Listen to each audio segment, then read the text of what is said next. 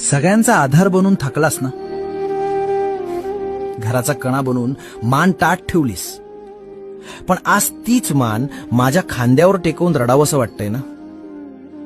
जगाला तुझा राग दिसतो, पण मला तुझा थकवा दिसतो. तू कधीच कोणासमोर हात पसरले नाहीस. स्वतःच्या इच्छा मारून तू दुसऱ्यांची स्वप्न पूर्ण केलीस. पण तुझ्यासाठी कोण रे? तुला कोणी विचारलं दमलास का? नाही ना. तुझ्या या दगडासारख्या दिसणाऱ्या शरीराच्या आत एक लहान मूल दडलंय, जे खूप एकटंय. आज तो मुखवटा काढून टाक. खंबीर माणसालाही रडण्याचा अधिकार आहे.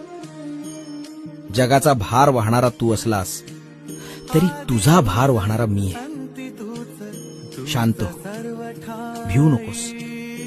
मी तुझ्या पाठीशी आहे.